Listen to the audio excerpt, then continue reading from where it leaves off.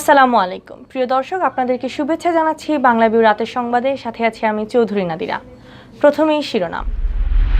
স্বাধীনতা যুদ্ধের বন্ধু রাষ্ট্র ভারতের প্রধানমন্ত্রী নরেন্দ্র মোদীকে মুজিব বর্ষের অনুষ্ঠানে সর্বোচ্চ সম্মান জানানো হবে বলেছেন পররাষ্ট্রমন্ত্রী ডক্টর এ.কে আব্দুল মোমেন। সিলেট জেলা বিএনপির আহ্বায়ক কামরুল হুদা জাগিরদারকে অপসারণের দাবি, স্বেচ্ছাচারিতার মাধ্যমে উপজেলা ও পৌর কমিটি দেওয়ার অভিযোগ।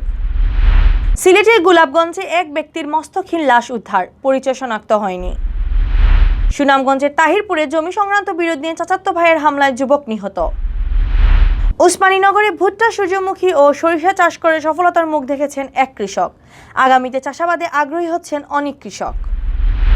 পাঠানটুলা দ্বিপাক্ষিক উচ্চ বিদ্যালয়ের কৃতি শিক্ষার্থীদের বৃত্তি প্রদান। বেনাপোল সীমান্ত দিয়ে থামছে না স্বর্ণ পাচার, 2 বছরে 125 কেজি স্বর্ণ উদ্ধার, আটক 39 পাচারকারী। এতক্ষণ শুনছিলেন শিরোনাম, এখন বিস্তারিত। স্বাধীনতা যুদ্ধের বন্ধুরাষ্ট্র ভারত মুজিব বর্ষের অনুষ্ঠানে বন্ধুরাষ্ট্রের প্রধানমন্ত্রী নরেন্দ্র মোদীকে আমন্ত্রণ জানানো হয়েছে। অনুষ্ঠানে যোগ দিতে তিনি যখন ঢাকায় আসবেন তখন তাকে সরকার সর্বোচ্চ সম্মান জানাবে। দেশের সাধারণ মানুষও মোদীকে সম্মান জানাবে, এমন মন্তব্য করেছেন পররাষ্ট্রমন্ত্রী ডক্টর এ.কে আব্দুল মোমেন। মঙ্গলবার দুপুরে সিলেট সদর উপজেলার খাদিমপাড়া ইউনিয়ন পরিষদ কমপ্লেক্স ভবন সহ বিভিন্ন উন্নয়ন কাজের উদ্বোধন শেষে সাংবাদিকদের এক প্রশ্নের জবাবে তিনি এ মন্তব্য করেন।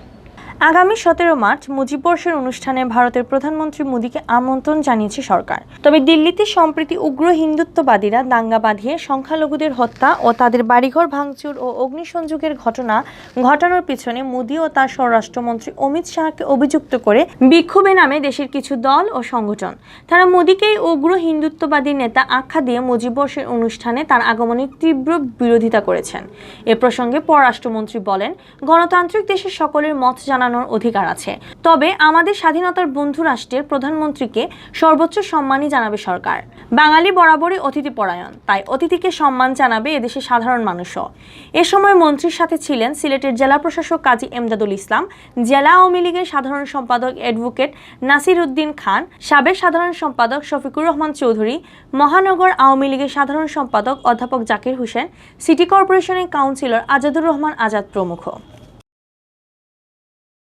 কেউ কেউ বিরোধিতা করছে, তাদের নিশ্চয়ই কোনো কারণ আছে।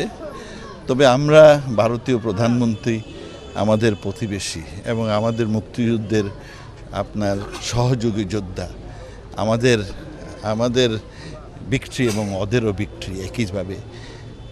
আমরা দাওয়াত দিয়েছি ভারতীয় প্রধানমন্ত্রীকে, উনি রাজি হয়েছেন আসবেন। আর আমাদের নিয়মে আমরা আমাদের যারা অতিথি মেহমান, আমরা তাকে যেভাবে পারি সেইভাবে আমরা সম্মান দেব। এবং অন্য কেউ কেউ অপছন্দ করতে পারে, বাট আমরা will take all precaution. Sylhet জেলা বিএনপির আহ্বায়ক কামরুল হুদা জাগিরদারকে জেলার আহ্বায়কের পদ থেকে অপসারণের দাবি জানিয়েছে তৃণমূল বিএনপির একাংশের নেতাকর্মীরা। তার বিরুদ্ধে স্বেচ্ছাচারিতা, দল পরিচালনায় অযোগ্যতা ও গ্রুপিং সৃষ্টির অভিযোগ এনে তাকে অপসারণ করার দাবি করা হয়। মঙ্গলবার বিকেলে নগরীর একটি হোটেলে তৃণমূল বিএনপির ব্যানারে সংবাদ সম্মেলন করে জেলা বিএনপির আহ্বায়কের অপসারণ দাবি করা হয়। সংবাদ সম্মেলনে লিখিত বক্তব্য পাঠ করেন বিয়ানীবাজার উপজেলার বিএনপির সাবেক সভাপতি নজমুল হোসেন পুতুল। সংবাদ সম্মেলনে বলা হয়, কামরুল হুদা জাগিরদার কারোর সাথে কোনো আলোচনা না করে সিলেট জেলা বিএনপির আওতাধীন 18টি ইউনিটের আহ্বায়ক কমিটি ঘোষণা করেছেন। 21 সদস্যের প্রতিটি কমিটিতে সাবেক সভাপতি আবুল কাহের শামীম ও সাবেক সাধারণ সম্পাদক আলী আহমেদের পছন্দের 17-18 জনকে রাখা হয়েছে। সম্মেলনে শামীম ও আলী আহমেদকে পুনরায় সভাপতি ও সাধারণ সম্পাদক করতে কামরুল হুদা জাগিরদার স্বেচ্ছাচারিতার আশ্রয় নিয়ে এ কাজ করেছেন বলে অভিযোগ করা হয়। সংবাদ সম্মেলনে উপস্থিত ছিলেন জকিগঞ্জ উপজেলা বিএনপির আহ্বায়ক কাউসার রশিদ বাহার, পৌর শাখার আহ্বায়ক ইকবাল উদ আহমদ তপাদার, মোস্তাক আহমদ। সিলেটের গোলাপগঞ্জে এক ব্যক্তির মস্তকহীন লাশ উদ্ধার করেছে পুলিশ। মঙ্গলবার 11:30টায় উপজেলার ফুলবাড়ি ইউনিয়নের হাজিপুর ঘনশ্যাম গ্রামে সুরমা নদীর পাশ থেকে লাশটি উদ্ধার করা হয়। মঙ্গলবার সকাল 11:30টায় এক কৃষক ডুবার মধ্যে মস্তকবিহীন অর্ধগলিত একটি লাশ দেখতে পান। পরে তিনি স্থানীয় লোকজন ও জনপ্রতিনিধি পুলিশকে খবর দেন। পুলিশ এসে লাশ উদ্ধার করে। গোলাপগঞ্জ মডেল থানার ভারপ্রাপ্ত কর্মকর্তা মিজানুর রহমান জানান, লাশের পরিচয় শনাক্ত করা যায়নি। লাশ উদ্ধার করে ময়নাতদন্তের জন্য ওসমানী মেডিকেল কলেজ হাসপাতালের মর্গে প্রেরণ করা হয়েছে। সুনামগঞ্জের তাহিরপুরে জমি সংক্রান্ত বিরোধ নিয়ে চাচাতো ভাইদের হামলায় মারা গেছেন এক যুবক। ছেলেকে বাঁচাতে গিয়ে গুরুতর আহত হয়েছেন বাবা। নিহত শহীদ নূর তাহিরপুরের টেকেরগাঁও গ্রামের নাসির উদ্দিনের ছেলে। মঙ্গলবার সকালে ধারালো অস্ত্র দিয়ে কুপিয়ে তাকে খুন করা হয়। দীর্ঘদিন ধরে নাসির উদ্দিনের সাথে তার ভাতিজা গুলাম কাদিরের জায়গা নিয়ে বিরোধ চলছিল। মঙ্গলবার সকালে নাসির উদ্দিন ও তার ছেলে শহীদ নূর বাজার থেকে বাড়ি ফেরার পথে ধারালো অস্ত্র নিয়ে হামলা চালায় গুলাম কাদির ও তার লোকজন। আশঙ্কাজনক অবস্থায় নাসির উদ্দিন ও তার ছেলে শহীদ নূরকে উপজেলা স্বাস্থ্য কমপ্লেক্সে নেওয়া হলে কর্তব্যরত চিকিৎসক শহীদ নূরকে মৃত ঘোষণা করেন। সিলেটের উসমানীনগরে ভুট্টা, সূর্যমুখী ও সরিষা চাষ করে সফলতার মুখ দেখেছেন এক কৃষক। উপজেলার হামতনপুরে প্রায় 57 একর জায়গা জুড়ে তিনি শুধু ভুট্টা চাষ করেছেন। এছাড়া 5 একর জায়গায় সূর্যমুখী ও 3 একর জায়গায় চাষ করেছেন সরিষা। কৃষক আমজাদ হোসেন বাবুল মিয়ার সফলতায় এলাকার কৃষকরা দেখছেন নতুন করে স্বপ্ন। উদ্বুদ্ধ হচ্ছেন তারা। আগামীতে শীত মৌসুমে এলাকার অনেক কৃষকই ভুট্টা, সূর্যমুখী ও সরিষা চাষে আগ্রহ দেখাচ্ছেন। নিজের জায়গা না থাকায় বর্গা নিয়ে 65 একর জায়গায় ভুট্টা, সূর্যমুখী ও সরিষার চাষ করেন বাবুল। উপজেলা কৃষি অফিসের সাথে যোগাযোগ ও কৃষি কর্মকর্তাদের পরামর্শ নিয়ে চাষাবাদ করে সফল তিনি। তার কৃষি সফলতার গল্প এখন এলাকার মানুষের মুখে মুখে। অনেকে সূর্যমুখী ক্ষেতের ছবি তুলতেও আসছেন দূর দূরান্ত থেকে। ইতিমধ্যে বাবুল মিয়ার কৃষি প্রকল্প পরিদর্শন করেছেন বালাগঞ্জ উপজেলা কৃষি officer Suman Mia, Umarpur union chairman গুলাম কিবরিয়া, ইউনিয়ন কৃষি কর্মকর্তা শিল্পী রানী নাথসহ অনেকেই। পাঠানটুলা দ্বিপাক্ষিক উচ্চ বিদ্যালয়ে কৃতি শিক্ষার্থীদের বৃত্তি প্রদান করা হয়েছে। Afzal Faisal education trust USA ও কাউন্সিলর মোখলিসুর রহমান কামরানের পক্ষ থেকে এ বৃত্তি প্রদান করা হয়। বৃত্তি প্রদানে সহযোগিতা করে মোহনা সমাজ কল্যাণ সংস্থা। বৃত্তি বিতরণ অনুষ্ঠানে প্রধান অতিথির বক্তৃতায় মেট্রোপলিটন ইউনিভার্সিটির প্রতিষ্ঠাতা চেয়ারম্যান ডক্টর তৌফিক রহমান শিক্ষার্থীদের সুশিক্ষায় শিক্ষিত হয়ে দেশ ও মানুষের সেবায় নিজেদেরকে নিয়োজিত করার আহ্বান জানিয়েছেন। বিদ্যালয়ের ম্যানেজিং কমিটির সভাপতি আব্দুর রাজ্জাক রাজার সভাপতিত্বে ও সহকারী শিক্ষক মোহাম্মদ মোতালিব হোসেন সুলতানের পরিচালনায় অনুষ্ঠানে স্বাগত বক্তব্য রাখেন বিদ্যালয়ের প্রধান শিক্ষক আব্দুল আহাদ। বিশেষ অতিথি হিসেবে উপস্থিত ছিলেন সিলেট সিটি 9 নং ওয়ার্ডের কাউন্সিলর আলহাজ মোখলেসুর রহমান কামরান, 8 নং ward councillor Iliasur Rahman Ilias, mercantile bank Sylhet জোনের vice chairman Debjyoti Majumdar Ratan, Afzal Faisal education ট্রাস্টের প্রতিনিধি শাহানা বেগম। এছাড়া উপস্থিত ছিলেন মোহনা সমাজ কল্যাণ সংস্থার সভাপতি মাসুম আহমদ, বিশিষ্ট ব্যবসায়ী তানভীর আহমদ, পাঠানটুলা ব্যবসায়ী সমিতির সাধারণ সম্পাদক শাহেদ আহমদ। অনুষ্ঠানে স্কুলের 15 জন কৃতি শিক্ষার্থীর হাতে সম্মাননা ও ক্রেস্ট তুলে দেন অতিথিরা। বেনাপোল সীমান্ত দিয়ে থামছে না স্বর্ণ পাচার। ভারতে সোনা পাচারের সময় গত 2 বছরে বেনাপোল চেকপোস্ট ও সীমান্ত এলাকা থেকে 125 কেজি সোনা আটক করেছে বিজিবি, পুলিশ ও শুল্ক গোয়েন্দা বিভাগ।